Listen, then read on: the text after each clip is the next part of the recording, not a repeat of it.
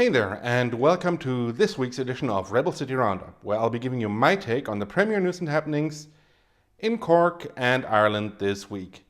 If you like these kinds of roundups, please do consider subscribing. As you can see on the side of your screen, we have another full schedule today, so without further ado, let's get going.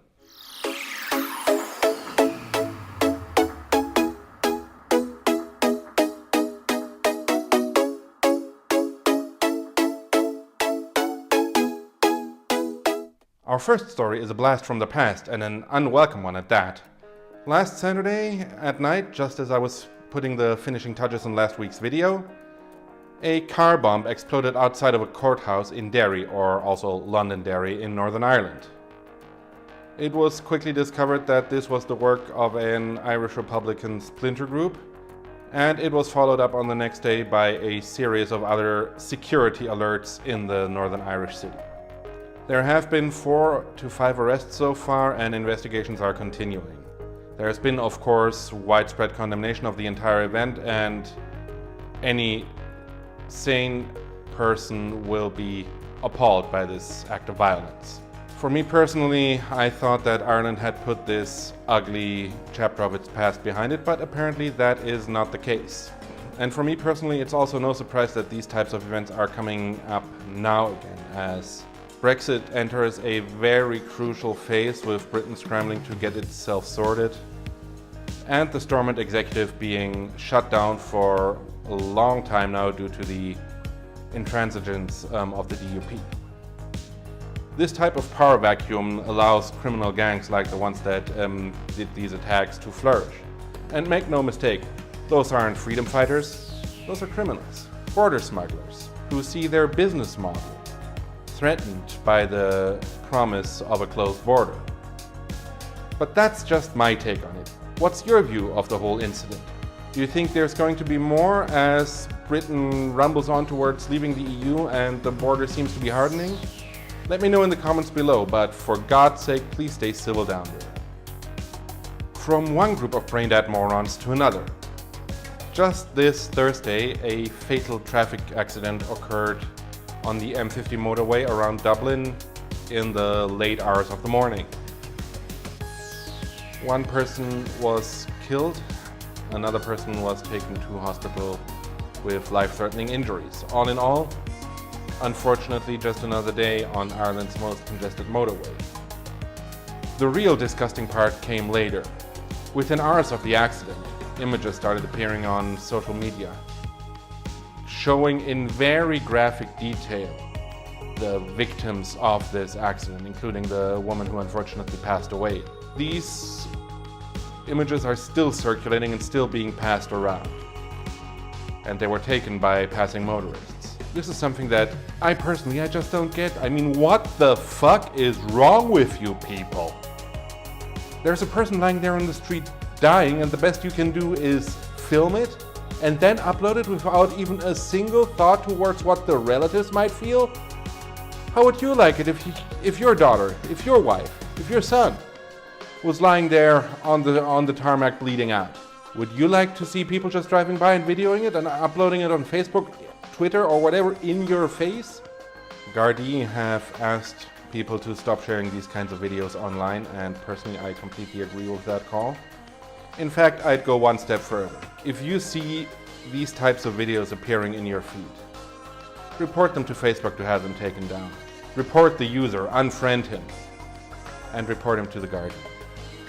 This type of shit should not be allowed to continue in my eyes. But as I said, that's just my take. What's your view on this one? Did you see the accident? Did you see someone take videos? Let me know in the comment below. But enough about death and destruction. I don't want that to take over my channel. So instead I'll just move on to some more local topics. In fact, one of the biggest topics in the last few years as far as I'm concerned. Just this past week, legislation allowing the expansion of Cork City finally passed in the Dáil, the Irish Parliament. Once it's signed by the President, this new law will enable Cork to basically quadruple in size, growing from around 125,000 inhabitants to around 220,000. So quite a big leap indeed. As far as I'm concerned, this expansion is long overdue. Cork has long since reached the limits of how far it can grow within its current limits, and expanding outwards is the next logical step. Of course, as usual, there has been huge opposition to this move by people who want to keep their independence, so to speak. Never mind that they've already been part of Cork County Council for I don't know how long. Some of the strongest resistance I've seen actually comes from places like Ballincollig, where I live, and where people have always seen themselves as a bit independent. Never mind the fact that there's an almost unbroken line of houses linking Ballincollig to the city centre already, or that most people commute from Ballincollig to the city. They still think they're something separate. As far as I'm concerned, personally, they just need to grow up. It's not as if Cork County Council has been a wonderful steward of the communities it's been placed in charge of. Just look at the massive traffic problems in Douglas, in Little Island, and even to a certain degree in Ballincollig. I do not think things can get any worse. In fact, I think with this expansion, things can only go up from here for Ballincollig, for the other areas that are taken over, and for Cork City as a whole. What's your take on it? Are you already living in the city? Are you living in Douglas, in Ballincollig, or somewhere else that's being taken over? Let me know in the comments below. And for our final story of the week, we're looking at a real Cork institution. The famous, or rather infamous, Evening Echo. This paper has served Cork for the last 127 years. And while it certainly isn't the best newspaper I've ever read, it belongs to the city just as much as ill-tempered bus drivers or Beamish. However, it was recently announced that this newspaper is going through the biggest transition in its history. Traditionally, the Echo has been published in the evening, hence the name, and hasn't really seen any major upgrades for quite some time.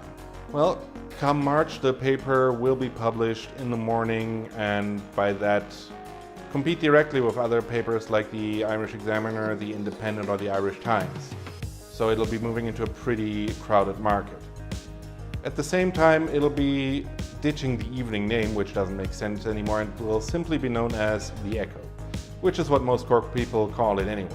This rebranding exercise will also mean an updated website, hopefully an updated app, and an updated Facebook presence.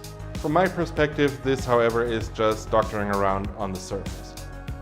The problem with the paper lies deeper, much deeper. Poor quality, not to say shoddy reporting, antiquated language, a completely antiquated website, and no comprehension at all of what it means to be actually present on social media, which you have to be these days, like it or not. I mean, you are on social media if you're watching this video because YouTube is one of those platforms. For me, it looks like simply another desperate attempt by a once great newspaper to remain relevant, and I wouldn't be surprised if the Evening Echo ceases publication within the next 2 or 3 years. But maybe I'm just too optimistic. Maybe this relaunch will propel the newspaper into a completely new chapter. What's your view on it? Are you an avid reader of the Echo, or have you just dropped it? Let me know in the comment section below. And that's all from me this week. If you enjoyed the video, please be sure to click the thumbs up button. It really is a huge help. If you don't want to miss any more of my videos, and believe me, I've got quite a few things coming, then be sure to click the subscribe button and also to click the little notification bell to never miss a video. If you have any type of feedback or criticism, anything that you want to see covered or that I could do better, be sure to leave it in the comment section below. I'm really eager to hear your feedback. And finally, if you're looking for any links to the actual stories I covered, be sure to check the video description where you'll also find links to all my social media profiles. Once again, thank you very, very much for watching. And until next time, see you around.